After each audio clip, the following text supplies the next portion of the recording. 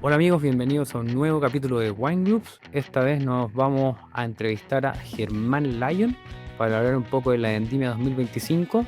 Este es el segundo capítulo de la trilogía sobre la Vendimia 2025. La primera fue con José Pablo, la zona norte. Ahora nos vamos moviendo a la zona sur para hablar sobre todo el Valle del Maipo. ¿Y quién más que Germán, que había más de 20 años trabajando en la zona, para que nos cuente un poco la vendimia, las impresiones y también datos duros de esta vendimia 2025? Así que los dejo con mi conversación con Germán Lai. Hola amigos, bienvenidos al capítulo número 14 de Wine Loops. Me encuentro esta vez con Germán Lyon. ¿Se recuerdan? Partimos el primer capítulo hablando de esta trilogía de la vendimia 25 que está calentita. De hecho, aquí tenemos algunos vinos de la vendimia 25 con José Pablo hablando del norte. Y hoy día con Germán nos venimos cerca de Santiago, a la zona central, para hablar de las cosas que está haciendo. Así que primero que nada, Germán, gracias por recibirme todo el tiempo. Hablamos algunas cosas pre-programa, así que te agradezco tu tiempo. Bueno, gracias a ti, Cristian, por convidarnos a participar de tu podcast y poder hablar un poquito de la temporada, lo que pasó aquí en el Maipo, lo que pasó aquí en Pérez Cruz. Oye, Germán, antes de irnos a la Vendimia 25, que es lo que nos convoca, quiero saber un poco de ti. Yo te conozco hace un tiempo, he tenido la suerte de nos hemos topado profesionalmente trabajando en algunas cosas, pero bueno, tú eres de Santiago, naciste acá, familia relacionada con el campo. Sí, a ver, colegio y formación en Santiago, estuve en la Católica, y respecto al campo, mi viejo era productor de uva vinífera, le tocó la crisis bastante ahí de los años 80 en Colchagua, de hecho era un campo que después se le vendió a Santa Rita. Y viene, lo tenía plantado con viña, ¿ah? Y de ahí viene un poco esta cercanía a la viña, a la vid. Me acuerdo, bastante chico, vinificaba también Ardá Bodega, vinificaba. Eran tiempos, me tocó toda la época más dura Ya, duro. de esa crisis. Pero entonces ustedes vivían en Santiago, pero iban a este campo. Así es, mi viejo pues, trabajaba y pasaba el 80% de su tiempo ahí y yo pasaba fines de semana y todas las vacaciones metido ahí entre medio de en el Pero, campo. ¿te gustaba? Porque realmente hay gente cuando está metido en el mundo, ya sea el vino en otro, como que, oye, o como que me gustaría hacer otra cosa y me desligo de lo que viví, o cuando tú vivías en el No, campo que te totalmente, no tenía gustaba. mucha, en el colegio no tenía mucha duda de mi vocación, era clarísimo agronomía, y dentro de la agronomía era, siempre fue una opción la viticultura, enología, de todas maneras. Nada, par de prospecciones por el lado de de la fruta, era, siempre fue opción y después de un par de semestres la claridad llegó, sí, el vino era lo mío. Ya. ¿Y tu papá qué te dijo al respecto cuando te fuiste por este camino? No, apoyo total. ¿Sí? Sí, sí. Bueno, ya él ya estaba desligado de la producción, él en ese tiempo, de la producción de uva, pero sí, no, apoyo total. Sí, finalmente no me arrepiento para nada. Muy bonito estilo de vida. Me tocó después de eso vivir en Francia, hacer un magíster ahí en viticultura y enología en Montpellier. Nos fuimos con mi señora Francisca, así que no, bien, tremenda experiencia. Y luego de eso, regresar a Chile, hacerme cargo, en ese tiempo era Proyecto Pérez Cruz, Pero, perdón, entonces terminaste la Universidad de Analogía en la Católica, te fuiste inmediatamente a hacer el magíster en un Montpellier. par de vendimias, un par de trabajos temporales. ¿Y cuál fue tu programa de vida? Aquí en Chile, trabajé en Santa Carolina, año, 98 parece. Sí, no me acuerdo si 97 o 98, habría que revisarlo. Los anales de la Registro, historia. así es. Y tal, pero como enólogo. No, como asistente Así con es. la vendimia. Así es, como asistente de vendimia. Y luego de eso me fui a Francia.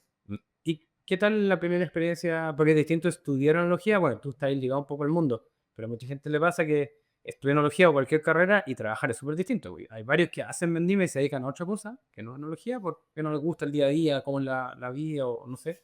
Pero algunos que quedan más enamorados del Yo fútbol. diría de etapa de servicio militar, si podríamos Exacto, el servicio. definirlo, son siempre súper operativas, totalmente, pero lo que no cambia es el nivel que te absorbe, el nivel de dedicación. Claro. Tenés que estar pegado a la pega, pegado a la uva, pegado a los estanques, pegado a los productores, a las cosechas. Hay que estar muy, muy, muy encima de eso. Y eso no cambia en el tiempo. Después a lo mejor vaya a estar, no estáis en la operación, estáis más, cambian los puestos, estáis más en la toma de decisiones, pero el nivel de demanda es exactamente el mismo. Así que esa es mi definición, no sé si estáis de acuerdo con... Sí, sí, pero cuando tu primera experiencia fue una buena experiencia. Sí, total, ¿no? Si no habría hortavillero. Y ahí dijiste, oye, quiero seguir profundizando. ¿Te fuiste a Francia por un tema de vida, me imagino también? ¿O? Tema de vida, desafíos también, ver, conocer otras culturas, siempre me llamó la atención esto de que Francia un poco La cuna del vino. así es, en esa época habían pocos enólogos en Chile, llegaron muchos franceses, varios amigos, y dije, que no hacer un proyecto de vida con la Fran, vamos, demos para afuera, y postulamos una beca, y bueno, realmente resultó, y ya, y terminé, en esa época se fue también Sergio Ormazábal, allá ese mismo año. Así que ahí estuvimos casi 2 años, 1 año y medio, casi 2 años, allá entre aprendiendo francés y aprendiendo mucho de la cultura. No es No solo, solo de analogía. no solo enología, sino es parte de la cultura de los pueblos, tienen su vino, es otro nivel es más que un negocio, es algo Un estilo de vida. transversal, estilo de vida sociocultural, es parte, va en su ADN. Y eso es muy bonito, eso no es difícil explicarlo, sino que hay que vivirlo, conocerlo ahí. ¿No? Y con todo el sistema de apelaciones de origen y cada identidad cultural, cada variedad que se desarrolla en una región o en un pueblo y no en el pueblo vecino. Oye, entonces fue terminó el magíster, te devuelve al tiro, te quedaste trabajando un rato ahí en Francia. Otra vendimia más allá y ahí me contactaron de Pérez Cruz, Estando allá, estando allá, y la vuelta fue con pega, con trabajo. con trabajo, hacerme cargo, era proyecto, estaba todavía, esto era noviembre del 2001, estaba terminando allá una vendimia. ¿La endimia fue en Burdeos o en otra zona? No, eso fue en el sur de Francia, se llamaba Domaine Laroche. Michel Laroche era bastante conocido, un productor importante de Chablis, que tenía una operación de negocios en el sur de Francia, en Béziers, y ahí con un par de amigos, estaba la Catrina Miller, Perfecto, se puede. Oye, ese yo por allá. Richard Lavanú, claro, y bueno, y ahí por ahí contactado, hicimos esa vendimia. Y tenía opciones, la Fran estaba estudiando en la Escuela de Arte de Montpellier, y, y salió la opción de trabajar en este proyecto Pérez Cruz, que era proyecto, estaba todavía en construcción, y finalmente decidimos volver. Llegando aquí en noviembre del 2001, para empezar una vendimia a los 4 o 5 meses después, en marzo del 2002, que fue la primera cosecha de Pérez Cruz. O sea, tremenda oportunidad de partir un proyecto de cero. De cero, sí. Tu primer trabajo estable a cargo de un Así proyecto. es. Era proyecto, no había algunos anteproyectos comerciales, algunas cosas, pero no, obviamente había que partir de cero. La bodega obviamente ya estaba, el equipamiento ya estaba, todo me tocó hacer el montaje y la implementación, formar los equipos de trabajo, ¿no? Bonita pega. Bonita pega. Oye, ¿y ahí cuál fue Me imagino que el primer desafío era, habéis tenido experiencia obviamente, pero el primer trabajo estable, hacerte cargo de un proyecto de esta envergadura no era menor, me imagino. ¿Cuáles fueron los primeros Primer desafío, desafíos? bueno, siempre desde un comienzo, nuestro consultor ha sido Álvaro Espinosa, ¿ah? Siempre con él, también Juan Carlos Faunde venía y nos echaba una mano. Y uno era vinificar y vinificar vino que destaque. Ese era más que buscar eh, algún perfil, alguna identidad en particular, era vinos que destaquen. Y ahí había en esa época, bastante sobremadurez, había bastante extracción, vinos potentes. Piensa que era una bodega nueva, solo maderas nuevas también. Entonces eran vinos bastante cargados, bastante intensos. En cualquier lugar destacaban y tuvieron muy buenos reconocimientos y muy buenas puntuaciones. De hecho, un Syrah salió elegido en Inglaterra con un trophy en uno de los concursos ingleses. No, súper bien en ese momento. Y los vinos, efectivamente, destacaron. ¿Ah? Y luego viene una etapa más de buscar identidad, de conocer los sectores, un poquito más. Pero lo primero era echar a andar eh, y tener vino sobresaliente. Pero fue en el 2002 Party. ¿De qué año son las plantaciones? Esto, el campo ya estaba plantado. Ya estaba hablando. Las primeras plantaciones son del año 94. Perfecto. Luego hay durante los primeros años, la uva se vendía a las grandes viñas que compraban en la zona o a la zona. Luego hay otro boom de plantación aquí en el campo, el año 98.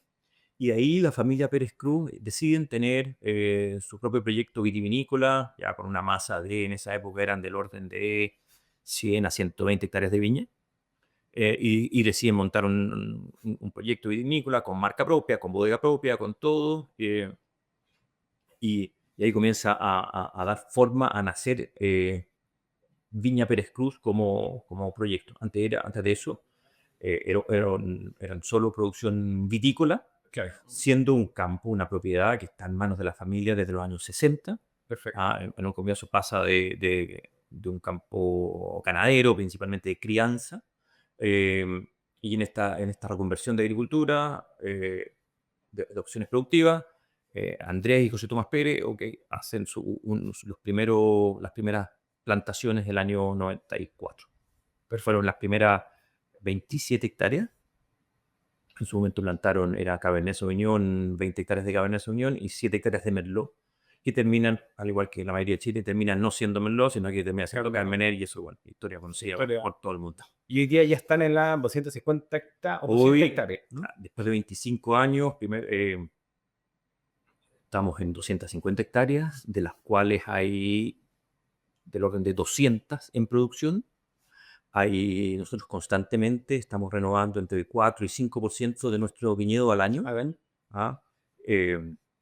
Y hay, qué sé yo, del orden de 40 a 50 hectáreas que no son productivas, están en reconversión.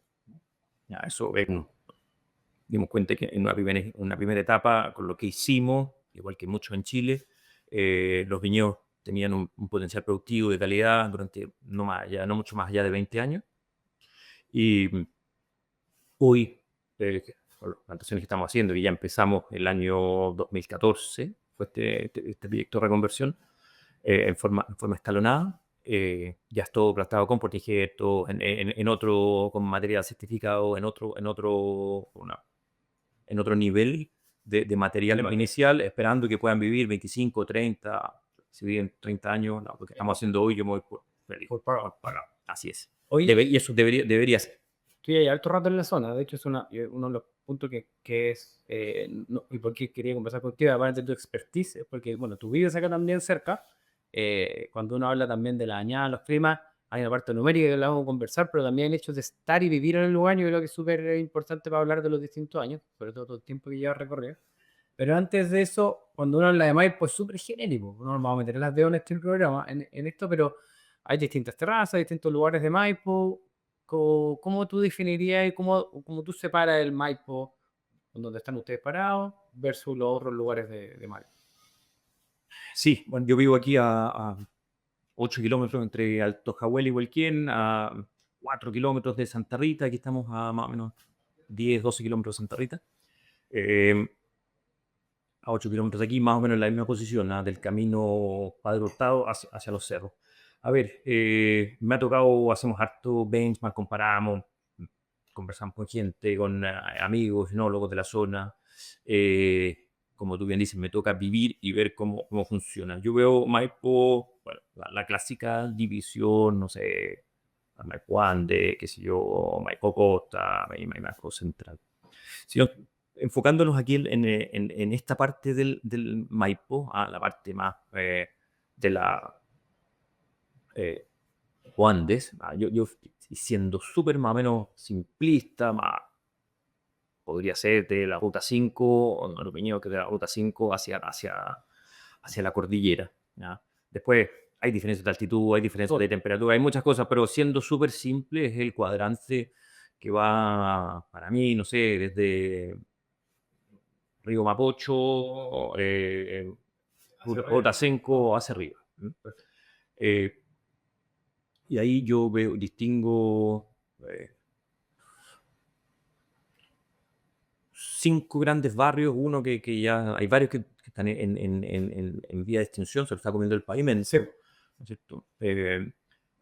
Hay 3 de ellos que están al norte del río Maipo, que hay un animal, ¿no es cierto?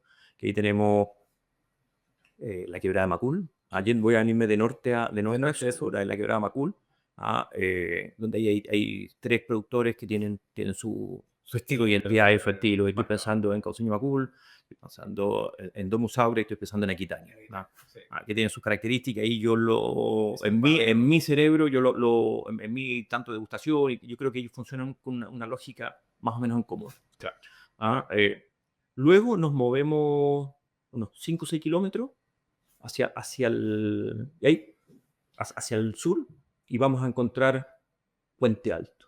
Y Puente Alto, vamos a tener Don Melchor, vamos a tener Conchitoro, Chadwick, que va a estar Almaviva, está, no sé, hay productores en el Mariscal, hay varios, alguien puede encontrar diferencias, ok, pero Hay un barrio también. hay un barrio. Yo definí, hay un barrio ahí que tiene sus características y no es casualidad, sus puntajes, no es casualidad, que tienen algunas cosas en común, ¿no? Luego un poco más hacia el poniente estaba ahí los cerros de Chena. Perfecto. Pero eso prácticamente ya no hay producción vitícola No. ahí. Pero definitivamente había algo, para que no se nos olvide, pero hoy día ya casi no se, no, casi no hay. Atravieso el río Maipo hacia el sur, ¿Ya? ¿no es cierto? Y ahí Pirque tiene, Sí. tiene lo suyo. Van a haber diferencias de altura, que es lo que está más arriba, que tiene más influencia del río Maipo, lo que está, qué sé yo, más influencia del Clarillo, pero hay algo ahí, hay algo en común, un denominador común, es una cuenca es bien particular, es una cuenca cerrada que mira hacia el norte, es bastante frío también, tiene su particularidad. Va a depender de qué ladera estés, en qué posiciones y los tipos de suelo que tengas, pero hay terrazas son terrazas del Maipo, Sí. que están sobre el lecho del río, y otros que están un poquito, son poluviones, pero yo los clasifico como Pirque, como una unidad. otra unidad. Y luego tenemos, avanzando un poco hacia el sur, hacia el poniente, un gran triángulo que va a tener mayor o menor influencia del río Maipo, va a tener algunos más de las terrazas del Maipo, otros más cerca de los cerros, que es un triángulo que se forma entre Alto Jahuel, Lindero, Huayquén. Ahí el triángulo. Que pueden ser algunos, tienen similitudes, tienen diferencias, pero ¿Cómo va? una gran parte. Y para simplificarlo, si queremos seguir dividiendo, vamos a terminar dividiendo hasta por hileras cada viña. No, no es pero no, está súper buena pero para mí son esos 5 o 4 grandes barros. Perfecto, me queda súper claro. Antes de pasar a lo que quería conversar contigo. Pero no sé si tú compartís más o menos esta... Sí, sí, y yo sé que hay diferencias, sobre todo de altura, cuando habláis de eso, y estamos metiendo algunos tipos de azul distintos, pero como barrio, y sobre todo como cuando tú probáis los vinos y hartas asociaciones, aunque lo hagan de forma distinta y todo, cuando tú probáis el primer barrio que tú dijiste, hay supermercados, no ven vino de uno de Quebrado, de Blasio, tiene su sello, lo que hablaste de Pirque, yo, o sea, como a grandes rasgos, me parece que está súper buena la definición. Después, qué tan cerca estáis de los lechos de los ríos, qué Oh, tan cerca sí. estáis en las altitudes, qué Esa tan es como un dilema. influencia tenéis de los tipos de suelo, son más piedra, más arcilla, Totalmente. a cuánto estáis tú a cuánto es tu altitud y cuánto es tu distancia a los 1000 metros de altitud y cuánto es tu distancia a los 2000 metros de altitud. Realmente esa es la gran influencia. Pero Sí. es otra hilada, Pero- eso ya es más complejo. Sí, lo mejor para otro podcast. Sí, está súper buena la definición. Ahora, Oye, todos influencian de la cordillera, que es el gran punto en común. Todos Exacto. son aguas que se riegan por el río Maipo, que es el gran punto. que es también un punto común. El gran baño del río Maipo lugar. y de la cordillera. Eso, definitivamente. Oye, Germán, voy a cambiar de tema por el tema de temporalidad. Porque en el fondo, y poco lo que tú vienes haciendo. ¿Cuándo se entrelaza, el fondo, cuando partiste Pérez Cruz, lo que llevas haciendo hasta el día de hoy, con tu proyecto, lo que es Love, que también es del mismo valle? Sí. A ver,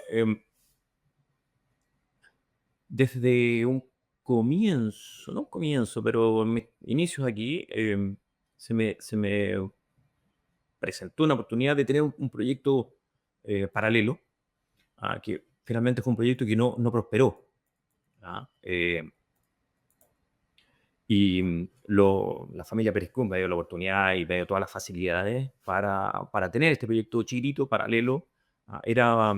Y no pusieron ningún inconveniente y súper agradecido por eso.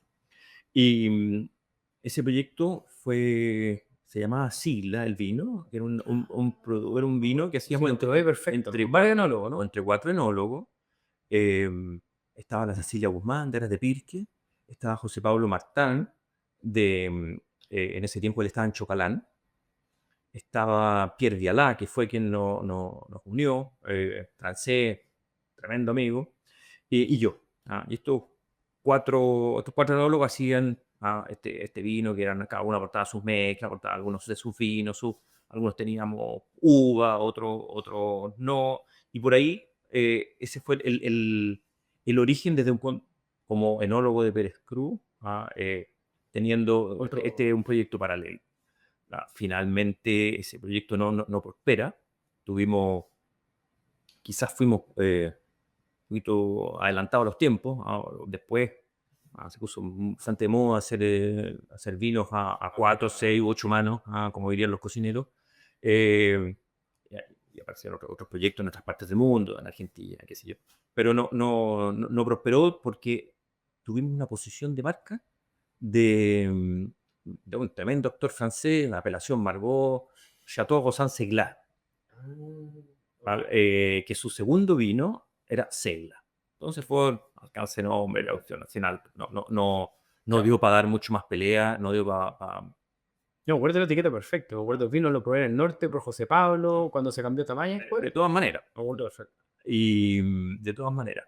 Y fueron, no sé, 4 o 5 vendimias, cosechas. Yo creo que hicimos desde 2000, no recuerdo mucho, 2004 creo que fue el primero, y ahí hasta el 2008, 2009 creo que fue el último. Que nos saltamos un intermedio, pero esa fue esa fue El inicio el de inicio, y después tocó que yo vivía aquí, con mi suegro habíamos comprado en 2005 una parcela relativamente cerca, y lo primero que hicimos obviamente fue plantarla con viñedos.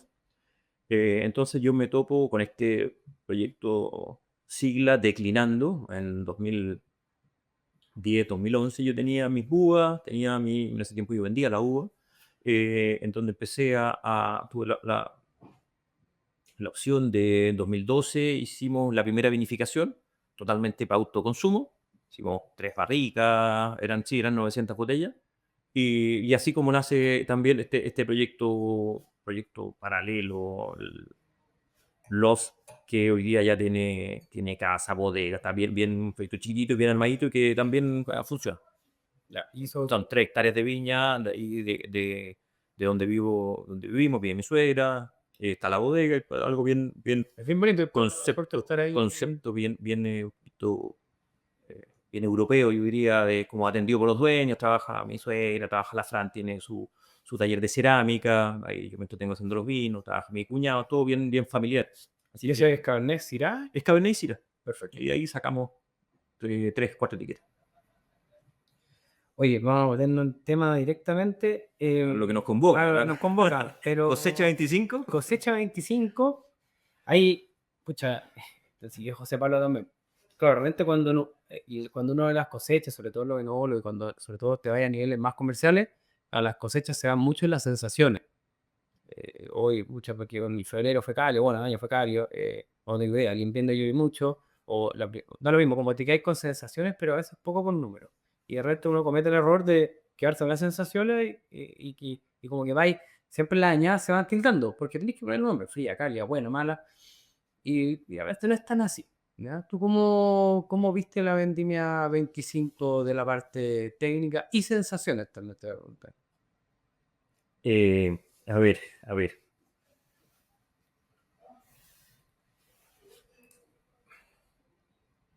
La sensación, definitivamente probablemente igual que todo, diría cálida. Y uno conversa con alguien, gente de la zona, y dice, no, qué calor, y todo el mundo. Afortunadamente nosotros tenemos un programa, por ahí lo conversábamos y quizás vamos a profundizar un poco más, de viticultura de precisión, y medimos bastante. Todo lo que sea medible aquí en Pérez Cruz lo medimos. ¿Ah? Trabajo con drones, un par de estaciones meteorológicas en diferentes puntos del campo. Y empezamos a darnos cuenta en pleno verano, no entendíamos mucho esto.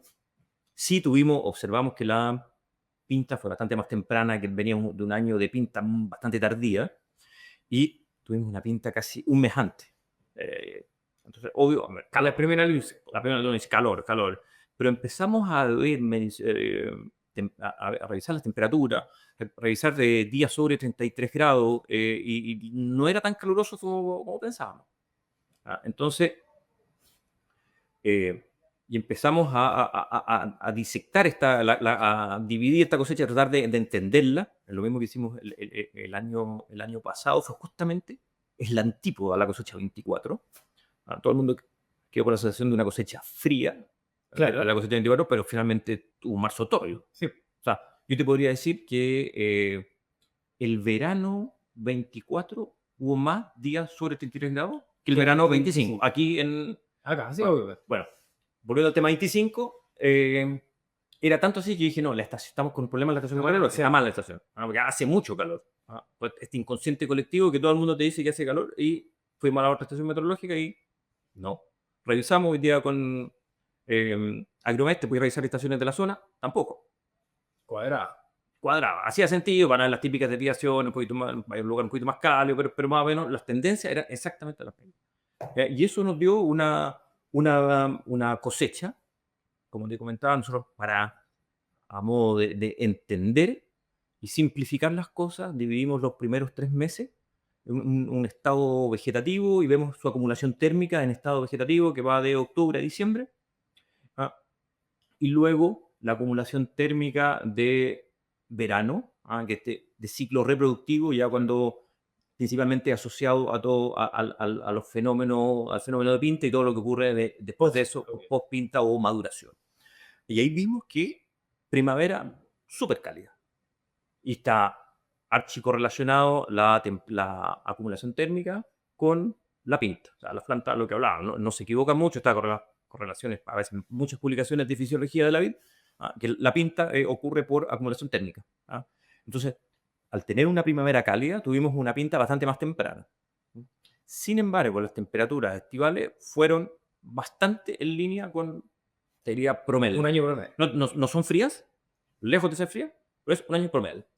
Perdona, para ponerlo en contexto, porque estoy hablando con José Pablo en el anterior de Huasco y Limarí, temperaturas promedio de Maipo estival.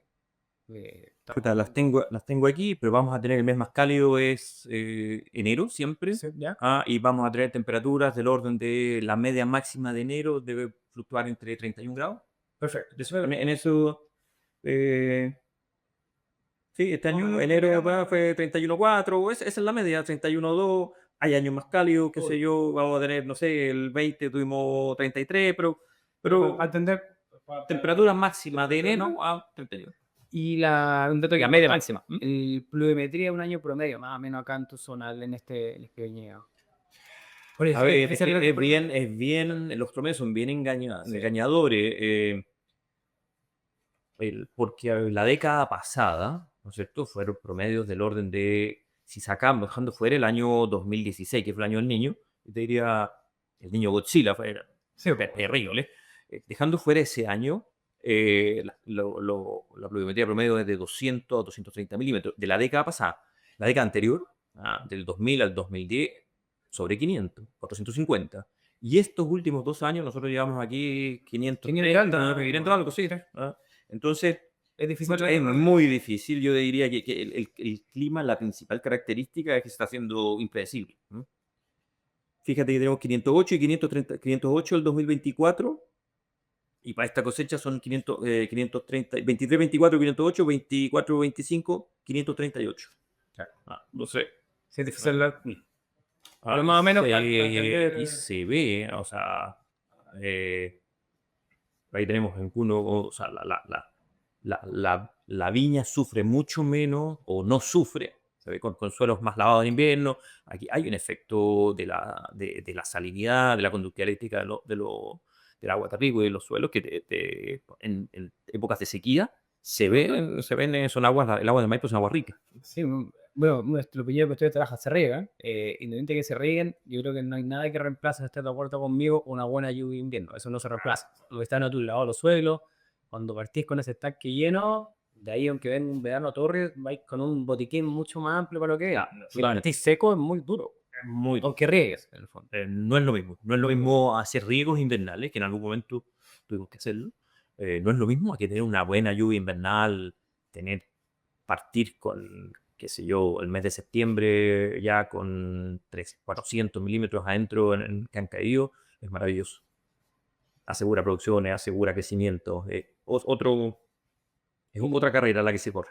Y con esta sensación que, o sea, con los números que me estás diciendo en la 1025, ya con lo que me imagino ya. Yo no quiero decir que sea fresca, ¿Ya? pero sí es un súper, te diría, Promedio. promedio. Un verano, una primavera cálida, que nos da precocidad, y un verano promedio. Perfecto.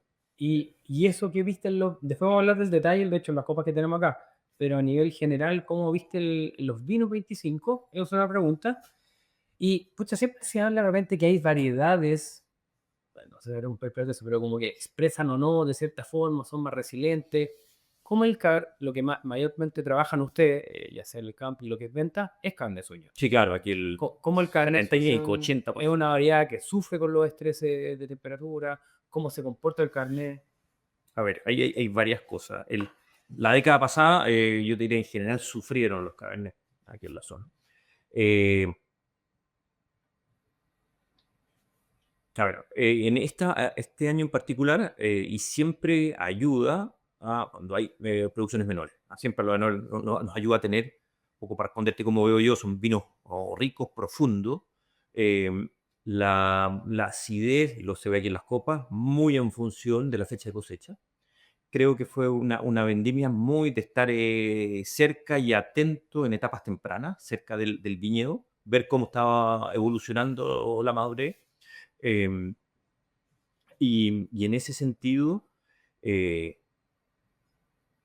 al ser oportuno en los riegos, uno no va a caer en bloqueos de madurez en Cabernet Sauvignon, y el Cabernet Sauvignon puede llegar a su completa madurez sin ningún problema.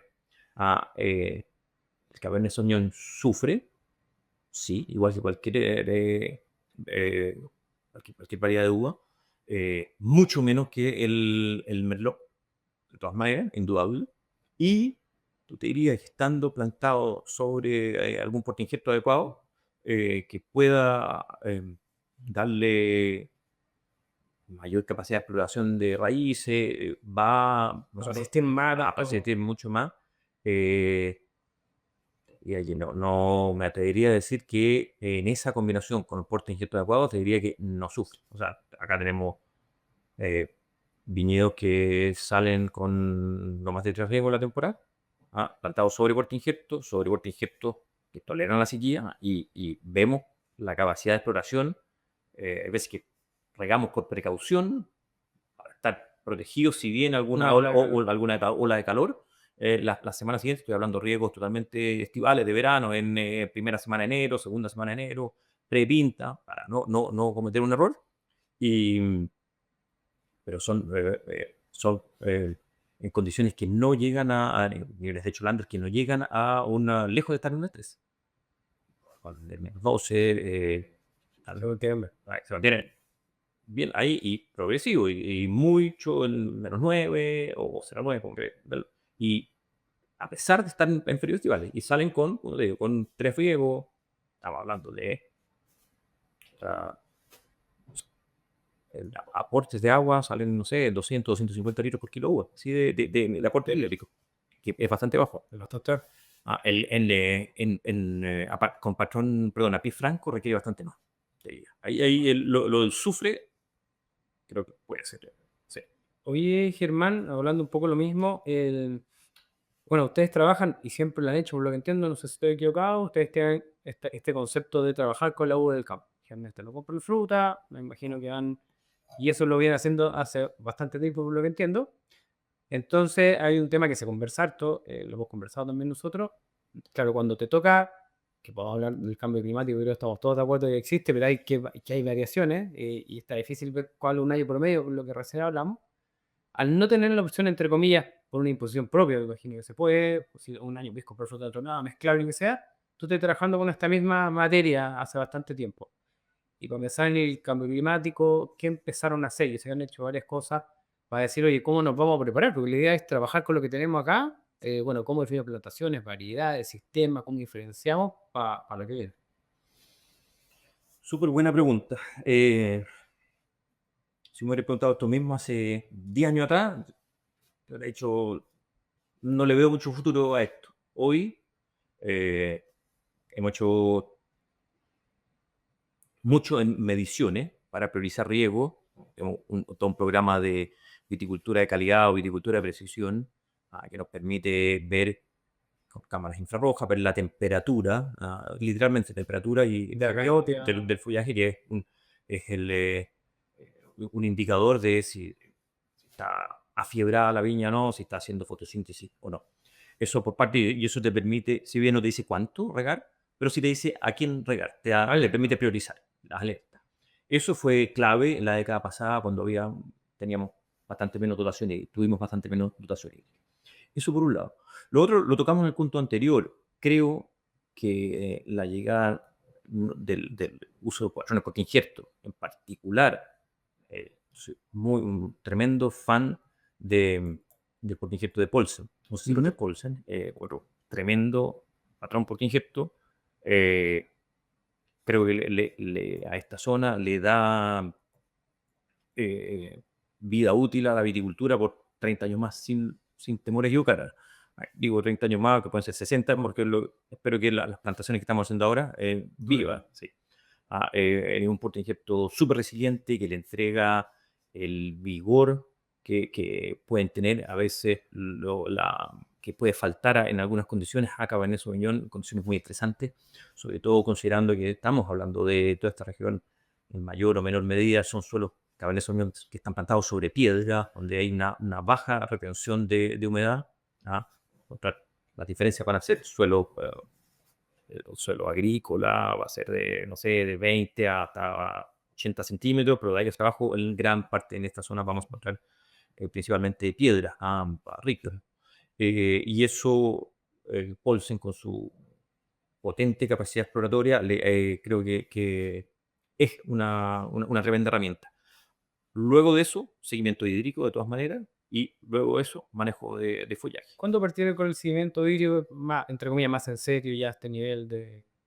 Nosotros lo hemos tenido desde un comienzo, no sé, 2005, 2006, por ahí, con cámara de Cholander, y hemos ido profundizando, y ya tenemos varias herramientas, ya en forma con drones, a partir del año 2018, implementamos este sistema en 2017, ya 2018 a nivel campo, a nivel predial y a nivel de sector de riego. Después de eso hemos ido mejorando la precisión y hoy ya lo que hablábamos hace rato y ya estamos a nivel de hilera, podríamos llegar a nivel de planta, pero no tiene mucho sentido. Y la gracia es que finalmente, a diferencia de Cholander, estás tomando la muestra de algunas hojas de tu pastel, el dron te permite ver el estado completo de tu bloque de riego, donde están los puntos débiles de tu bloque, tienes toda la información en un solo vuelo. Entonces, te permite identificar si hay errores en el riego o el momento de goteros que estén tapados. No es muestreal, sino que es totalmente poblacional. Que mide la población completa, esa es la gran ventaja. Y eso comenzamos a monitorear en 2018 y nos dimos cuenta que en algunas partes estábamos subregando y otra parte, obviamente, sobre irrigando. Además de eso, tenemos los controles de humedad en el suelo y estamos intentando implementar también algunas cosas con balance hídrico. Perfecto. Y cuando empezaste a tener en el fondo más datos, me imagino también uno siempre, uno se va terminando haciendo más preguntas y a lo mejor no tenéis todas las respuestas, pero ¿qué evolución viste que te empezaste a tomar los datos 2017-18? Después las temporadas que han seguido, ¿has visto la tendencia? Para ver el clima hay que hablar de 30 años más probablemente, para tener una tendencia. Pero tú has visto esta tendencia de que más o menos la ven casi todos, tú le dijiste en parte, más temperatura generalmente, si ves una tendencia, y menos pluviometría. Es que los últimos 2 años viene a ser una excepción. Ojalá que no sean la excepción y se vuelvan a ser la tendencia con esto, con 2 años de 2 inviernos de 500 milímetros. Pero si tomamos la década pasada, efectivamente, lluvia decreciente y temperatura que aumentan. Esa es la sensación. Sensación. La sensación. Si uno se mete los datos, eh, te diría que no, al menos en nuestra región, con nuestros datos, no es tan así. Y veían, evidentemente, década pasada, lluvias decrecientes. Estamos mareados. Sí, es bastante marcado, que hoy se vuelven a sus valores normales. Temperaturas máximas, te diría unas medias máximas estables. Tengo los gráficos, que ya están las tendencias de las temperaturas máximas, no hay nada que se escape mucho. Tú tienes los datos del 2016, el 25, De creo que sí. 16-25, y aquí tengo los datos, sí. Y lo que sí, ahí vemos una diferencia en las temperaturas mínimas. Las temperaturas mínimas era frecuente encontrar temperaturas bajo 10 grados, tanto en noviembre, marzo, ¿no? Sobre 10, me refiero a 10, 5, 11, en diciembre, enero, febrero, es normal. Vemos, yo diría, la temperatura mínima un poquito más, una cierta Así está tendencia. tendencia al alta, y está también los gráficos así lo indican. Perfecto. Y la temperatura máxima yo las veo estables. Totalmente. Oye, ¿y qué? Algo que es importante, porque de repente pasa, no sé cómo lo abordan ustedes.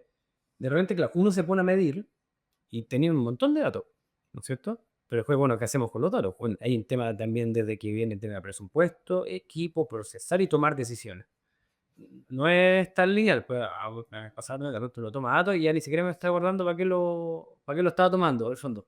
No estoy, ustedes cómo están haciendo porque estáis hablando de una base de datos súper grande y estáis tomando decisiones. De hecho, lo primero que estamos probando ahora tiene el reflejo, podríamos decir, de esto. ¿Cómo fuiste implementando esto? ¿Cómo lo fueron haciendo? A ver, en 2017, con un mandato del directorio, nos metimos en un proyecto de viticultura de calidad o viticultura de precisión. Nosotros lo llamamos viticultura de calidad, pero es una nomenclatura, pero viene el concepto de la agricultura de precisión, principalmente con drones, y algunos sensores proximales. Y ese, al principio, yo no entendía nada de lo que estábamos haciendo. No veía cómo transformar Hacerlo esto tangible. en una herramienta de toma de decisiones. Probablemente soy muy aturdido, pero nos demoramos 8 años en llegar a un resultado y en una herramienta de toma de decisiones. Pasando por varias etapas, entendiendo que el dolor en la década pasada era el tema del agua. Ese es el dolor que había aquí y la principal limitante. Y nos enfocamos principalmente a correlacionar el estado hídrico de los viñedos con estos vuelos con drones, principalmente viendo sus temperaturas. Eso nos permitió priorizar, como decía, los riegos, y con una dotación hídrica más relativamente baja, logramos sacar adelante cosechas tan duras como la cosecha 2020, donde tuvimos un invierno 19 y apenas llovió 62 milímetros. Súper seco. Súper seco. Aquí, hablando en números redondos, necesitamos, para poder llegar a una cosecha, necesitamos, una viña necesita 400 milímetros. Más o menos, alguien podemos discutir, conversar, pero más o menos, de los cuales los primeros 200 van a estar en el suelo. Se van a hacer las lluvias invernales, y después ya a partir de noviembre, diciembre, dependiendo del año, hay que empezar hay que suplementar con otros 200 milímetros más. Me puedo equivocar en algunos números, pero eso a grandes rasgos eso es. Y se hace durísimo cuando no están esos 200 milímetros iniciales en el suelo, que lo que tú decías, este estanque lleno, cuando no está. Hay que empezar a suplementar con riego bastante más temprano. Bueno, y priorizar y administrar escasez, me refiero. Y eso fue el dron, y con estas mediciones fue una herramienta muy potente. Ahora, luego pasó ese dolor, a partir del 21, 22, algo así es, pasó ese dolor y nos metimos en el trabajo, lo cambiamos el enfoque, y nos metimos definitivamente, ya seguimos con eso, seguimos con esa información y es información que quedó hasta el día de hoy, que queda hasta el día de hoy, la tomamos, ¿no es cierto?, para priorizar nuestro riesgo y parte de nuestra Como que semanalmente. ya lo absorbiste y ya está en el manejo. Absolutamente, parte del manejo y la toma de decisiones, ver, ok, ver las consistencias con las mediciones de Cholande, ver las consistencias con lo que uno ve visualmente en el terreno y ver si hay coherencia y consistencia con las diferentes herramientas de seguimiento. Pero además de eso, sumamos cámaras multiespectrales para ver el estado de nuestros viñedos. Ya no el estado hídrico, sino que el estado del follaje, finalmente. Y tratando de ser bien simple y no aburrirlo, porque podríamos meternos en muchísimos, hablar días de esto, pero en simple, las cámaras multiespectrales o el dron nos permite ver lo que los humanos no ven. Nosotros vemos un viñedo, vamos a ver una hoja verde, pero no tenemos idea si esa hoja verde está trabajando o no. Lo que a nosotros nos interesa, obviamente, siempre hablamos y aparecen todo el follaje, la superficie foliar, pero que esas hojas verdes, ok, ya tenemos el volumen definido, pero esas hojas verdes estén trabajando, estén haciendo fotosíntesis. Y eso se puede con la ayuda del dron, para algunos índices, algunos cálculos matemáticos detrás, se puede hacer. Y en este caso, este año, vamos a aplicar máquina del tiempo, después de resolver varios problemas, varios desafíos, primero de precisión, hay que tener una cartografía robusta, De tu campo. claro. Luego, ese fue el primer gran desafío. El segundo desafío fue no solo la cartografía, sino no solo la espacialidad, sino que también identificar que los verdes sean de la viña. Ese fue otro gran desafío, todo esto resuelto con matemática detrás, Limpiando el ruido. limpiando el ruido, y empezamos a correlacionar las medidas del dron con lo que le gustábamos. Empezó a hacer mucho sentido. Con lo que las vallas que le gustábamos, con los seguimientos de madurez tradicionales, con el clásico Diostem, estos perfiles de fruta fresca, fruta madura, sobre madura, que ya lo teníamos historial Pasado. así es. Eso con algo de ayuda de inteligencia artificial, empezamos a procesar datos y hoy se transforma en esta cosecha 2025, que es lo que tenemos aquí, Claro. con una herramienta de toma de decisión en un comienzo enológica, donde hoy cosechamos, básicamente segmentamos por hilera. Fuimos capaces de decidir, ok, de una parcela X vamos a cosechar la hilera 7, la 23, la 32, y vamos a hacer un lote de vino con un objetivo en particular. Esto escalado a las 200 hectáreas productivas. El año pasado lo habíamos hecho, primero lo hicimos planta a planta, como te contaba, en la selección nos ganó el dron. Después, Necesito que me conté esa anécdota y así me la contaste antes de, pero yo creo que es súper importante. Bueno, porque tuviste, cuando uno lanza todos esos otros proyectos, allá en un campo tenés que validar. ¿Ya? Entonces, un poco lo que me comentaste antes, fuera de cámara, pero lo importante es que si lo puedes contar de nuevo. No. Debo contar otra anécdota también. Es como decir, bueno, cuando lo que tú te gustaba o tú lo que pensabas, tú lo estás, el drone con estas iteraciones de gestión de te va entre comillas, la propuesta, una fecha cosecha, para hacerte la zona. al solucionar el tema de precisión espacial, al solucionar el tema de precisión ruido de los verdes, ok, llegamos a identificar planta por planta. Sin tener mucho objetivo comercial, pero vamos a ver qué. Más que nada no por la teoría. Así es. Nos desafiamos, hicimos un ensayo, elegimos junto a Joaquín Zapata, enólogo aquí también de Pérez Cruz, vamos a la mejor parcela, que es un lote homogéneo, que nosotros tenemos súper bien clasificado, y vamos a enmarcar las 300 mejores plantas que nosotros creemos, en teoría, con nuestra experiencia, de acuerdo a lo que dicen los análisis y todo lo que tenemos, deberían producirnos la mejor. Y lo hicimos, plantas que estuvieran bien cargadas, plantas que estuvieran equilibradas, vallas que nos gustaron, ok, marcamos. Luego elegimos las mismas otras 400 plantas de la hilera, de 2 hileras han contado, pero lo que el dron nos indicaba que tenía el mejor equilibrio. Ok, entonces los ratios, después de pasar por manejo de datos, ¿no es cierto? Y ciertos cálculos de índice, ok, el dron nos dice tal planta de tal claro está equilibrado. Marcamos eso y cosechamos por separado el mismo día, todo exactamente igual. se vinificaron, microvinificaciones en barrica. Claro, pero el mismo manejo. no varió. En resumen, ya hacer la historia, degustaciones a ciegas, con asesores, no nosotros tampoco. Nos gustó más lo del dron. Lo que eligió como Lo que eligió, el equilibrio elegido por el dron versus el equilibrio elegido por nosotros. Eso fue listo. Eso mismo lo repetimos por hileras. Ok, elegiste hilera, claro, le sé tú, Hilera. una planta no vinificable para el futuro. Dijimos, ok, no es escalable una bodega de, no sé, cada año cosechamos 2 millones de kilos, 1,5 millones de litros. O sea, una planta no es una unidad industrial, no es una unidad que tenga, no tiene mucho sentido. O sea, bonito, pero no. Vamos a hacer, hicimos los cálculos y que se haga, el dron calcula el equilibrio de cada hilera. Obviamente, hay ciertas variabilidades, hay variabilidad. Hay unas metodologías para eliminar esa variabilidad y tener la mejor representatividad. Pero y el dron nos dijo cómo era el equilibrio de cada de las hileras y nosotros, ok, vamos a cosechar del mismo cuartel, con el bloque de hileras como lo haríamos nosotros siempre.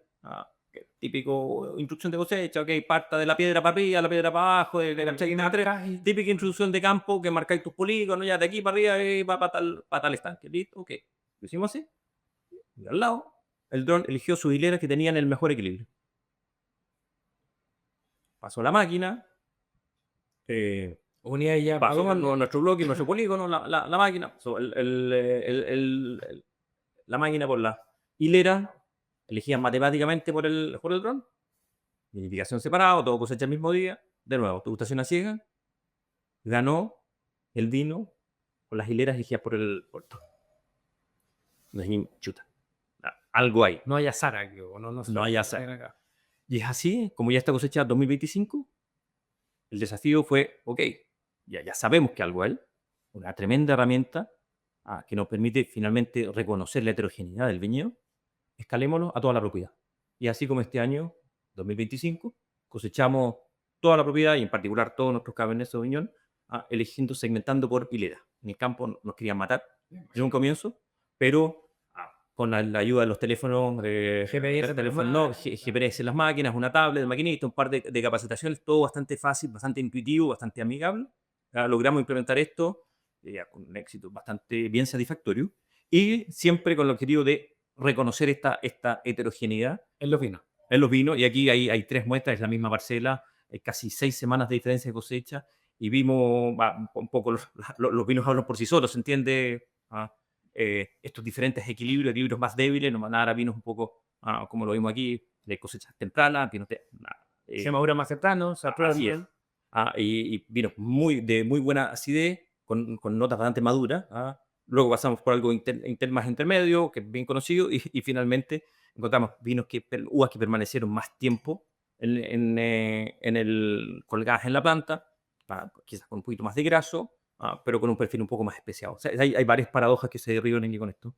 Yo tenía trabajando varios años con Diostem, tenía esto de las cosechas más tempranas, son frutas más frescas, tienden a ser más especiales, vegetales, y ahí se derriba algunas cosas, y lo más tardío, más sobremaduro, yo hablo de perfiles aromáticos, ¿sí? Veo aquí algunos cruces, entonces estamos todavía... Tengo varios mitos, pero también si tú te ponías a pensar, uno diría, oye, la planta más estresada va a concentrar más, por decir, porque tiene menos kilos, a lo mejor, pero si tú miras el primero que se queda en esta situación, no tiene tanta más boca, probablemente porque no terminó de madurar y tenéis lo que dices tú, este perfil aromático como más maduro. Y en el otro, que tiene una planta como más saludable, podríamos decir, que terminó a lo mejor su trabajo, tenéis más grasa, tenéis más boca, que uno podría haber dicho, no, este va a estar más diluido, por decirlo de alguna forma. Y aromáticamente un poquito más especiado, ¿sí? Quizás tiene un carácter varietal lo más tardío. Ahora, finalmente esto es un cherry picking, sí. Literalmente lo que va, o en el concepto de la uva de mesa, hablaba mucho del floreo. ¿Sabes qué? Que ya se ve más pintoncito, lo van cosechando. Es lo mismo, pero hay que tener la herramienta y el desarrollo para poder hacerlo por algún escalino. Es posible ir a cosechar un racimo de una planta para hacer bien. Pero eso es un poco el concepto que detrás. Lo que está maduro se va cosechando. Súper. Oye, y pues la pregunta no tengo la respuesta, pero que de repente tú lo dijiste, al final uno, por lo menos en lo personal y lo que se viene hablando mucho más que nada, probablemente década pasada, por distintas cosas también de algo de moda y marketing, mucho hablando de los suelos, mucho hablando de los suelos, todo poco metido en eso, trabajando en eso, y pocos entendiendo clima o separando bien los datos o tomando decisiones en base a esto. Cuando tú ponderáis todos estos factores del terroir o, bueno, o de los vinos, o de todos los inputs que uno tiene para hacer vino, ¿cómo tú ponderáis, van mezclados y si queréis sacarlo? El tema suelo, el tema clima de baño, ¿cómo lo vais ponderando? Esto te ayuda a lo que estás diciendo, obviamente. Totalmente. A ver, es lo primario, definitivamente. Es la gran escala, es lo que se ha hecho durante muchos años, la tradición, definitivamente. Sin embargo, nosotros, en nuestro caso, al no comprar uvas afuera, al trabajar solo con materia prima interna, nos tocó profundizar. Ok, ya los suelos, tenemos los sectores, tenemos las conductividad electromagnética en los suelos, clasificaciones, pasamos la rasta una y otra vez, ok. Pero habría que pensar distinto. Finalmente, el suelo pasa a ser un dato. Ya no puedes Una cambiar. área estática. O sea, al hacer variable estática es un dato. Ya deja Claro. de. No varía. Entonces, ok.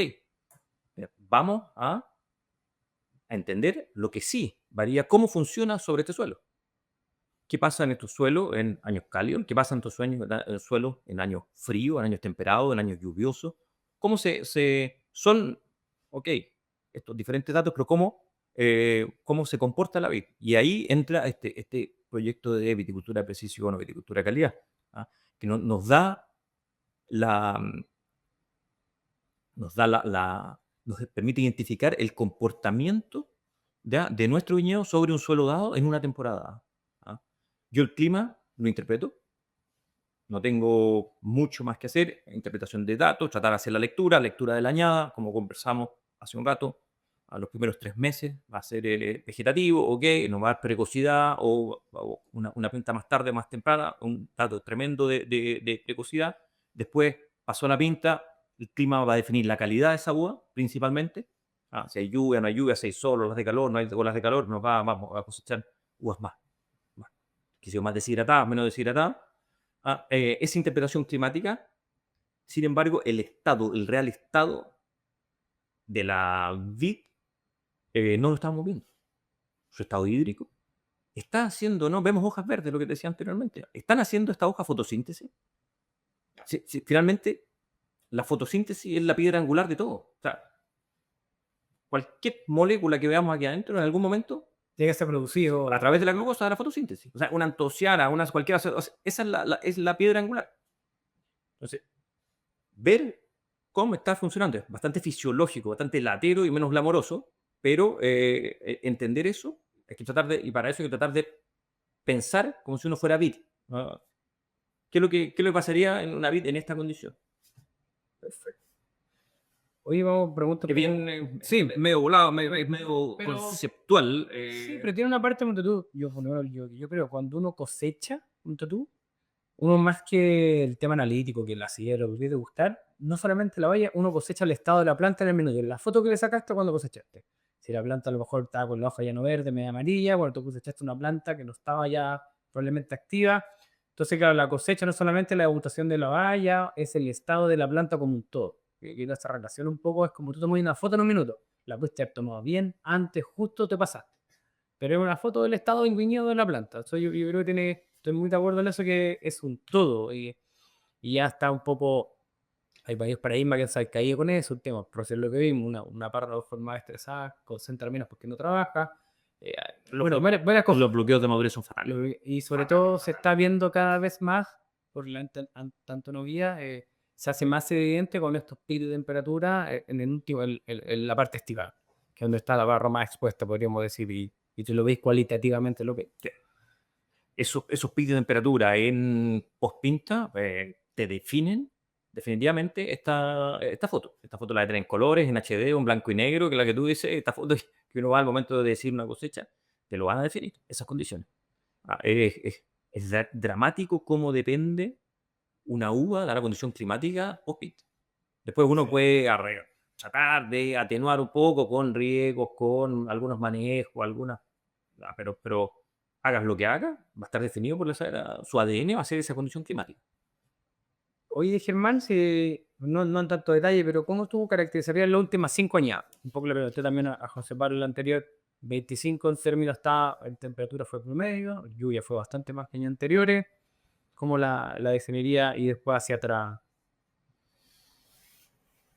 A ver, 25, una añada precoz, te diría, de producciones más bien bajas, que siempre ayuda. Son vinos, yo esperaría vinos de buen peso en boca, bastante frutal.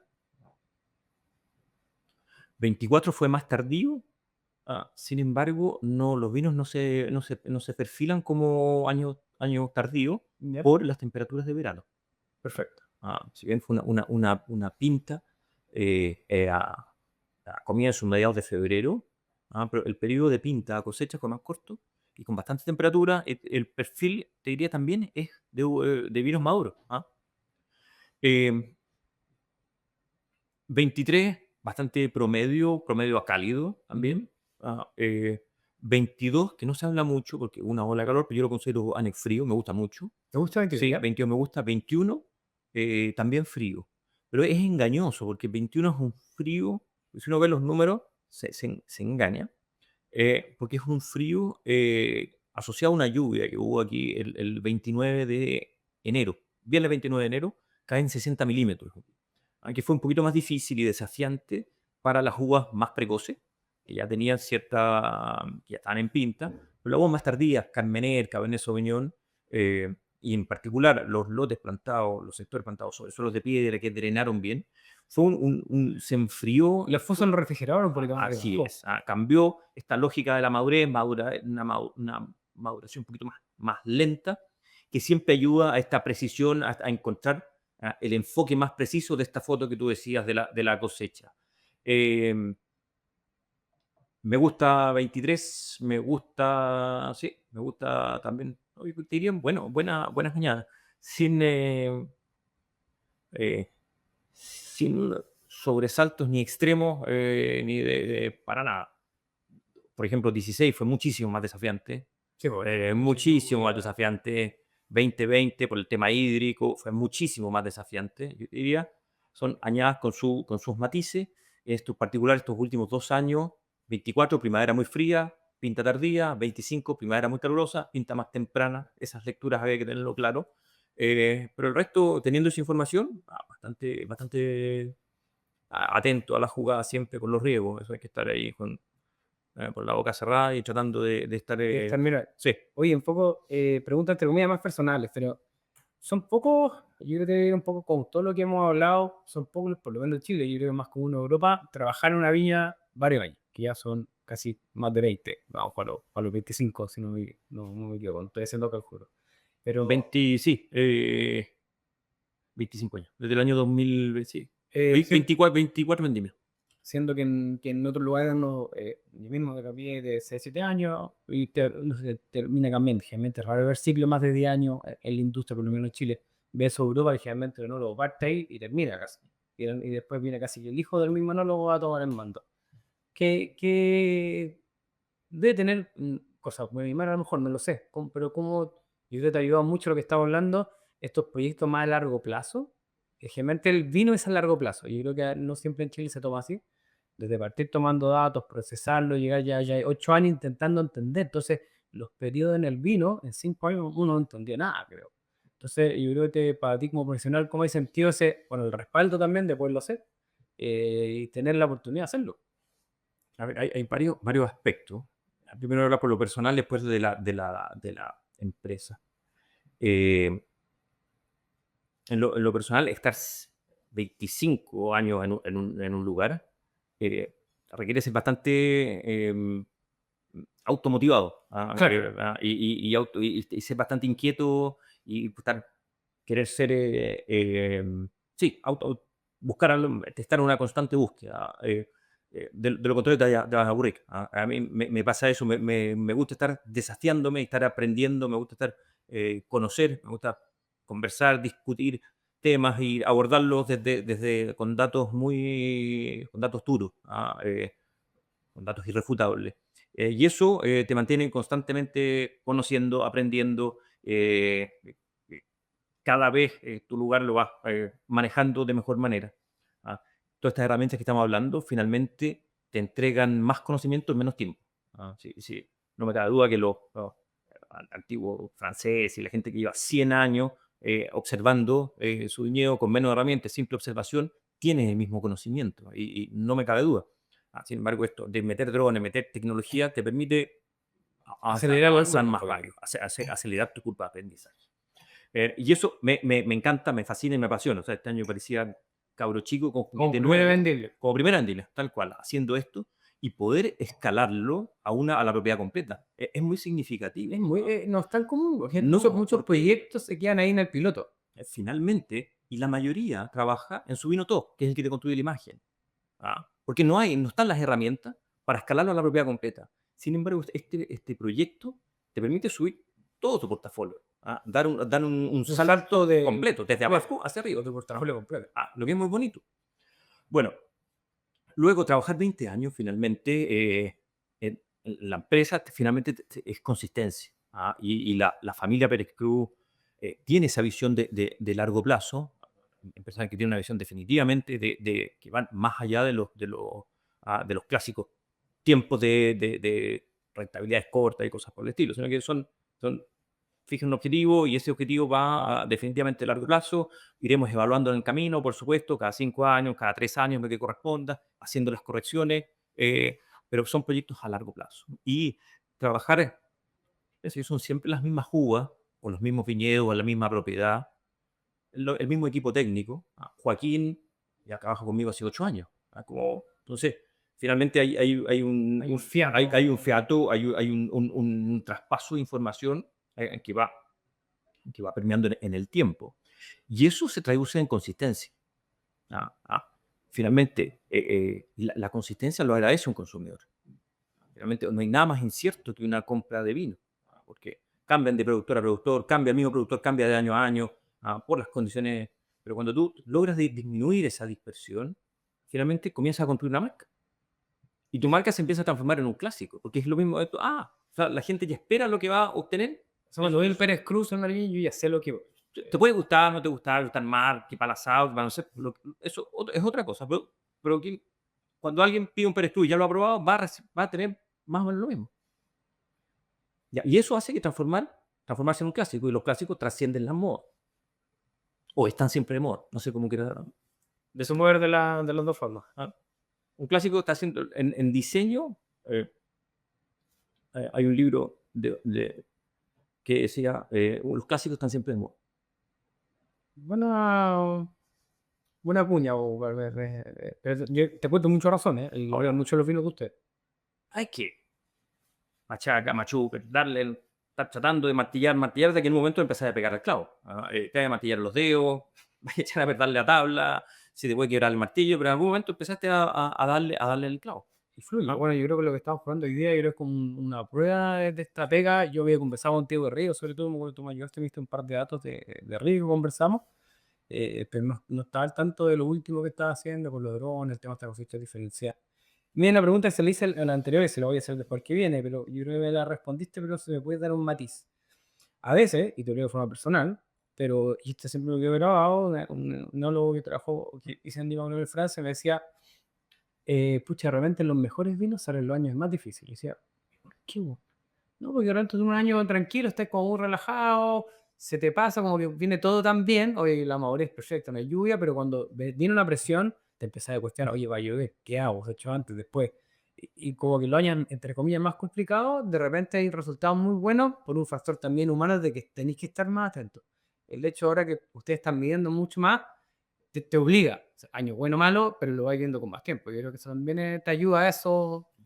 Finalmente, cuando te mueven una variable, te saca de tu zona de confort. Y eso te obliga a estar más alerta, te obliga a estar más atento, te obliga a estar con todos tus sentidos puestos para sacar tu objetivo adelante. Estoy de acuerdo. Es algo humano o finalmente te obliga a hacer cosas diferentes. Y cuando uno hace siempre lo mismo, los resultados son siempre lo mismo. Eso lo decía Einstein. Sin embargo, cuando tú empiezas a alterar variables, te cambian tu entorno, ya sea una lluvia, ya sea una ola de calor, tú tienes que mover tus variables. Y hay muchas veces que esas variables dan en acierto. Mover esa variable, hacer un cambio, cosechas más temprana, cosechas más tardía, qué sé yo, lo que sea, cualquier cambio, de salir de esa zona de confort, salir de esa cadencia de hacer siempre lo mismo, te lleva a descubrir cosas. Definitivamente. Estoy totalmente de acuerdo. Tenía razón, parece. Hoy estoy ya más coloquial, ¿ya? Vamos al condoro más grande en una vendimia, Germán. Que se puede contar, bueno, pero Sí, sí. No, traté de hacer. ya sea siendo asistente cuando estoy Sí, partiendo. sí, sí, sí, no. Hace varios años atrás traté de hacer una maceración carbónica con un carmener. Ya. O sea, Hay era. poco que he escuchado haciendo eso. No, no, dije, no, ¿sabes qué? Para tratar de la piracila, Sí, ¿cómo? Ya no, pero vinificamos con raki, no, fue un desastre. O sea, era un jarabe de piracina. Ah, se podría vender como bebida para todo. Yo creo que sí. No, eso no lo haría nunca más. Nunca más, nunca más, nunca más. Probablemente me equivoqué, alguien lo debe hacer, a alguien le puede dar resultado, a alguien puede que vinifique con escobajo, pero esto era intentamos hacer una maceración carbónica de 100% libro, ya, a 33 grados, con con todo gas, saturado, de libro, y fue, olvídate, ni un aroma frutal, cero, un chamico y lechuga, pero al cubo. No, eso jamás lo repetiría. Oye, añada o vino que te haya quedado marcado. Algún vino en particular, un año que hiciste acá, que hice este año pasó esto, ya sea. Me gusta mucho bueno, voy a caer en lugares comunes, como se dice. En el 18 aquí me gustó. Bueno. El.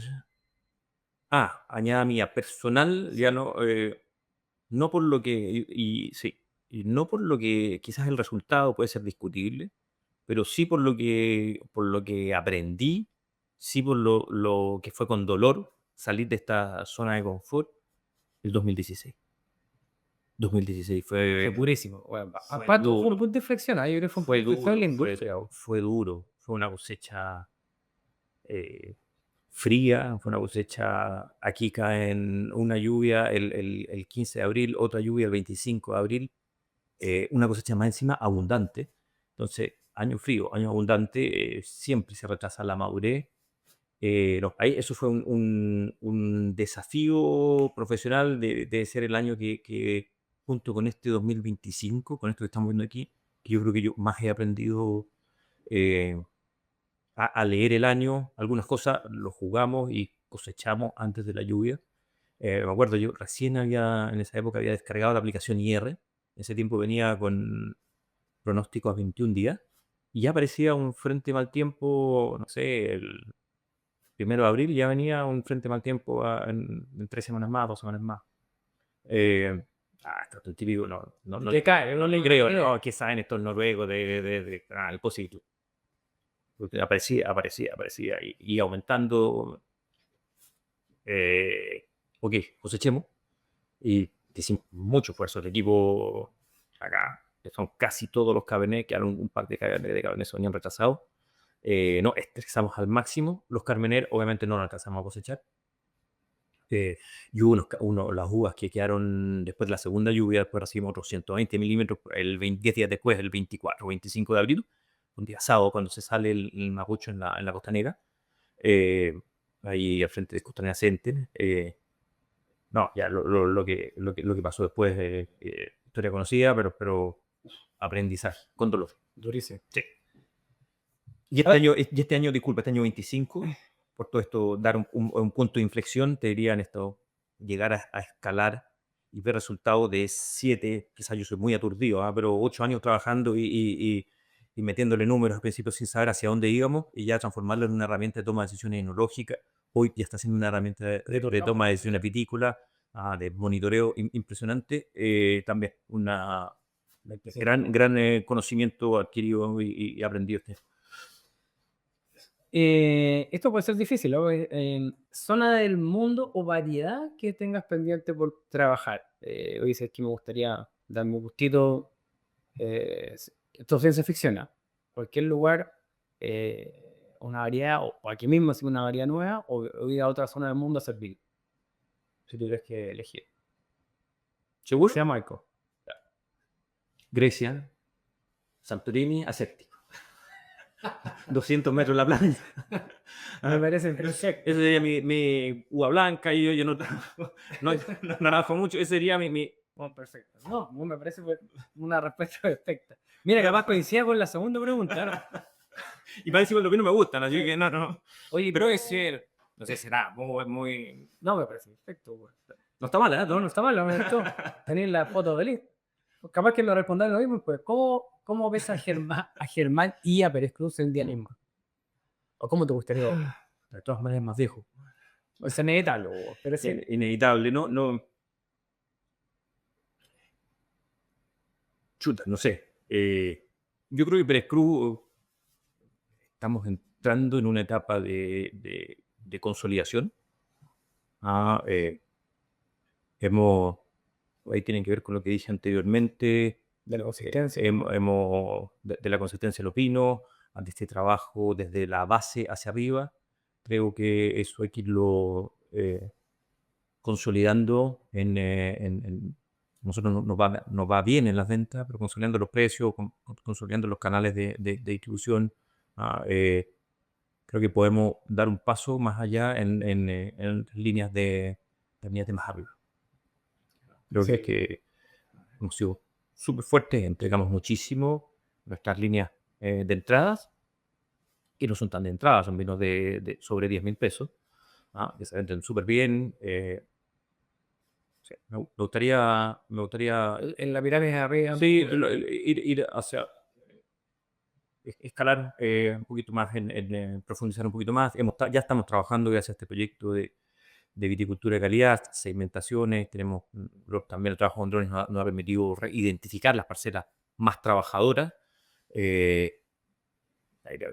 Un Pircas hoy a nuestro Cabernet Sauvignon de tope de línea.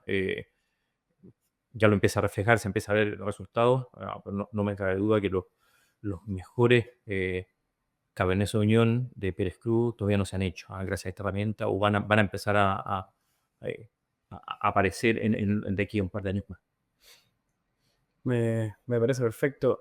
Oye, ya cerrando, te agradezco por tu tiempo, porque aparte de lo que grabamos también, conversamos harto, fue muy entretenido, fue muy bueno verte de nuevo. Muy agradecido de todo. Uy, se nos pasó volando. Porque me diste, así que nada más que felicitarte por lo que estás haciendo y muchas gracias. Saludos, Cristian, gracias a ti. Éxito también en todo esto.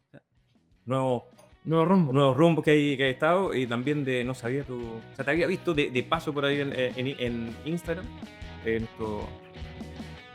paso en el periodismo enologismo. Aún bien, compadre. Muchas gracias.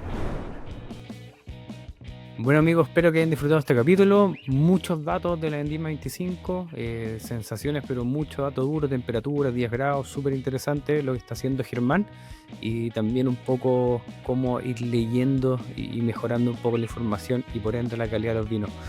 Así que bueno, espero que les haya gustado, yo también lo disfruté. Si les gustó, compartan por WhatsApp, lo pueden compartir 5 estrellas en Spotify, también en Apple. Mi canal de YouTube, Winegroups, y mi correo cristian@winegroups.com. Así que hasta un próximo capítulo. Chao, chao.